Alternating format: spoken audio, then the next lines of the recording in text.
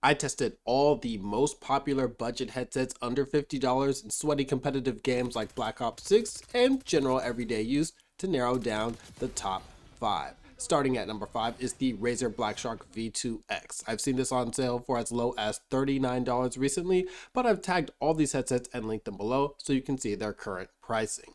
This is the all-rounder of these headsets. It's wired with a non-detachable 3.5mm cable. A splitter cable is included. It has a mic mute button on the left ear cup as well as a gain knob. It's not the most detailed, but also not the most jarring in the treble, and just has slightly below average bass. Still more than enough for competitive gaming, and I was able to perform very well with these. The microphone of the BlackShark V2 X is even better than the more expensive BlackShark V2. However, the issue is the foam cap is really easy to lose. After using mine for 3.5 years, mine is gone for good at this point. It weighs 243 grams. Also, I'm considering the weight of all these without the wire directly on the scale. The ear cushion material is comfortable, not as good as pleather for me, but it's great for short sessions and it does not clamp too hard. There's a little bit of metal, just a sliver that makes up the adjustment forks. Number 4 is the Corsair HS65. Lately, I've seen this for exactly $50.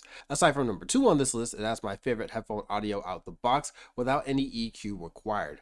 Very balanced with decent sound separation, and the bass actually exists. It has a flip up to mute mic, volume wheel, and a non-detachable 3.5mm cable. There's also an included USB dongle, 3.5mm to USB-A. This lets it work with the iQ software for PC. While the software can do a lot of cool stuff on paper, like boost the mic volume, it needs that, change the EQ, and enable virtual surround sound, none of these things actually work for me, making the software basically useless. The only real weakness of this microphone, like most of the microphones on this list, is that the volume is simply way too low on PC without boosting it up. The thing is, iQ, the software, allows you to give this a 10 dB boost. That's not quite enough, but unfortunately for me, the software just did not work. The padding is similar to the Turtle Beach Stealth 700 Gen 2 Max, actually kind of similar to the BlackShark V2 X as well.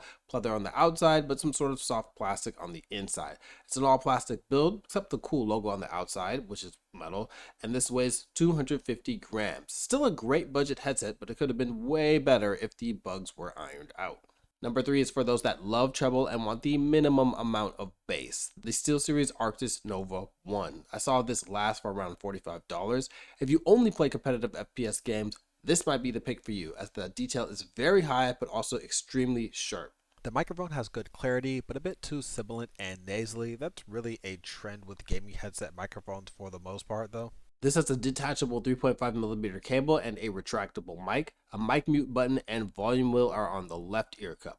The mesh material on the ear pads is great for reducing heat buildup, even though I don't personally find it as comfortable as pleather or velour. The adjustable headband will take some getting used to, but it's very versatile and you can make it longer or shorter the old-fashioned way by sliding it or adjusting the overall clamp with the notches inside.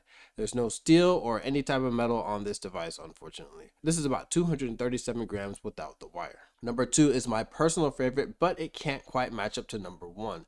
This is the Astro A10 Gen 2. I got mine for $50. If you see for more than that, especially around the time I'm uploading this video, definitely look out for sales. The headphone audio is excellent. It's a very natural sound, similar to the HS65. The bass isn't on the level of the A40 or A50 Gen 5, of course, but it's satisfying for the price. The detail is excellent, and I could hear footsteps very well in Black Ops 6. The microphone of the A10 is absolutely fantastic. It's very clear. It's got great low end. It's the only microphone here that doesn't sound like a gaming headset microphone. The only issue with it is it's extremely quiet. I've got to boost this like 25 to 30 dB in post. Actually, right now it's hitting about negative 45 dB in OBS. Boosting by that much negatively impacts the quality, and it's just annoying to have to do. This has a very long 80-inch detachable 3.5mm cable, and it has an included splitter. There's a volume wheel on the cable, which is kind of inconvenient compared to a knob or a wheel on the ear cup. The padding is this very soft type of mesh material, and it's 244 grams, all plastic. The only complaint I have with the comfort is that it's a bit too small overall.